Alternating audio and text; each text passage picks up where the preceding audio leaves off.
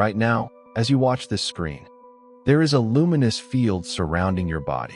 You cannot see it, but for thousands of years, the awakened ones could. The reason you cannot is not because it is not there. It is because no one showed you where to look.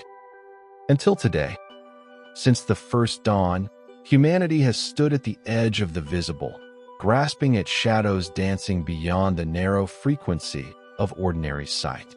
We have always felt the pulse of the unseen. We have sensed the whispers of the void. But feeling is not seeing, and there is a vast difference between sensing a door and having the key to open it. Within the architecture of your mind lies a gateway. The ancients called it the seat of the soul. Modern science calls it the pineal. But names do not matter. What matters is that it is asleep, calcified, drowned in the static of an age that fears silence. Tonight, we begin the awakening. But hear this warning clearly. To open the inner eye without first mastering the inner landscape is to invite your own shadows to feast. You do not turn on a light in a room filled with chaos and expect peace. You clean the room first. In every age, there are scrolls, ancient and modern, that promise instant sight. Recite this at this hour, they say, and the hidden shall appear. This is the path of the fool.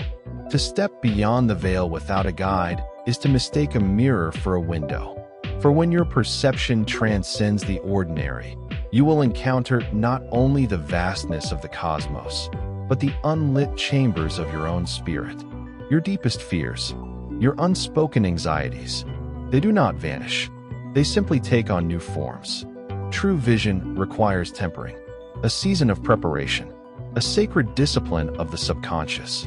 Only when the inner waters are still can one gaze into the outer darkness without being consumed. The true seeker does not fight the universe. They align with it. There are frequencies for the dawn, when the light first pierces the veil, and there are frequencies for the dead of night, when the conscious mind surrenders and the deeper self begins its voyage. You must master these timings, for the gateway does not open on demand. It opens on resonance. We live in an age of unseen cages. Whether by design or negligence, the modern world dulls the sacred organ. We are besieged by invisible static, the relentless hum of connectivity, the invisible nets cast across our cities, the dissonant waves that cloud the mind. This fog does not only burden the brain, it calcifies the gateway. It leaves the seat of the soul cold and dormant. To reclaim your heritage, you must first shield your spirit, and the earth itself has provided the shields.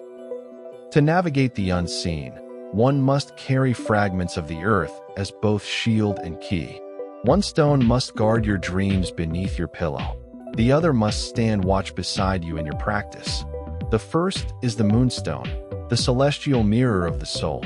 It is a vessel of divine frequency, designed to harmonize the intricate functions of the mind and awaken dormant spiritual gifts. Seek it in a fine, horizontal slice. Place it beneath your pillow as you rest, letting its lunar resonance bathe your subconscious in clarity. The second is obsidian, the volcanic shadow. Since the ages of the ancients, it has been revered as a sentinel that drives away discordant energies and anchors the seeker's frequency. It provides the grounding necessary to ignite deeper abilities without losing one's center to the void. Keep this stone by your side during your meditations. But remember, stones are merely vessels. The breath of life comes from the word. You ask which words hold the power to breathe fire into the inner vision? I grant you the first key, Latif, the most subtle, the all-pervading. In its resonance lies the power to nourish and awaken the delicate frequencies of the gateway. Here is the practice. Light a single candle, a vessel of natural fire that feeds the inner eye. Place it 2 feet before you. Sit in stillness. Close your eyes, but focus your intent upon that flame. Whisper the name 500 times as the world awakens, and 500 times as you surrender to sleep. Do not seek apparitions. Seek the energy fields that shroud every object and every soul. Do not expect the veil to tear in a single breath. You must endure for 21 days, the sacred cycle of attunement. After this pilgrimage, your vision will begin to shift. You will see that no object is truly still. You will begin to perceive the aura, the luminous breath of existence. In the inanimate, a steady hue. In the human soul, a kaleidoscope of colors, shifting and dancing across the temple of the body.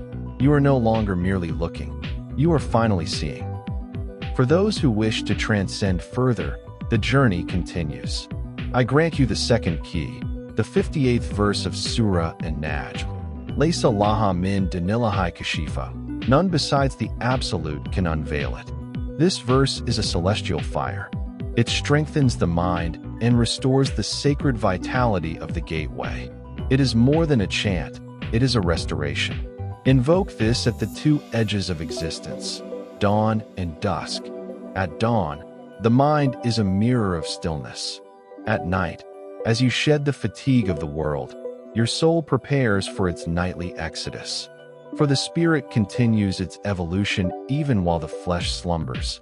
As you recite this 500 times at each gate of the day, light your candle once more and let the smoke of pure incense rise. For the guardians of this verse are drawn to the fragrance of devotion.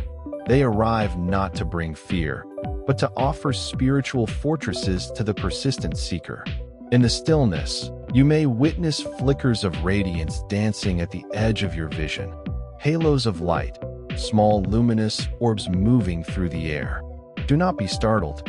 These are the moments when the unseen acknowledges your devotion. Stay constant. Stay brave. Why must you strive to see the aura? Why is it vital to perceive the energy centers? Because to work in the dark is to wander. To work with sight is to master. Imagine you are restoring the solar plexus, the golden center. There is a world of difference between merely hoping for a result and actually witnessing the vibrant yellow hue, identifying the shadows of a blockage, seeing discordant energies dissolve under your focused intent. When your deeper vision is active, you are no longer a blind traveler. Whether you walk the path of Havis or other ancient disciplines, you will perceive the immediate ripples of your work. You will reach the level of conscious mastery, where every breath and every invocation is guided by the truth of what your eyes can finally behold. If you desire to walk this path with eyes wide open and a spirit awakened, consistency is your only master. Only through the rhythm of regular practice can you ascend to the heights of true awareness. I invite you to remain in this circle.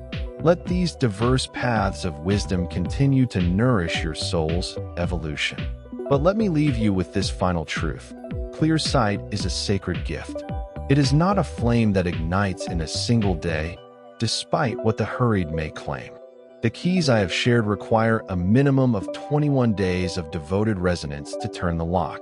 After this cycle, the subtle frequencies will begin to bloom within you. By divine decree and through your own persistence, you shall reach a new horizon of awareness. Seek the light, trust the process, and remember, the unseen world does not reveal its secrets to the hurried, but to the devoted. Until we meet again on the path of wisdom.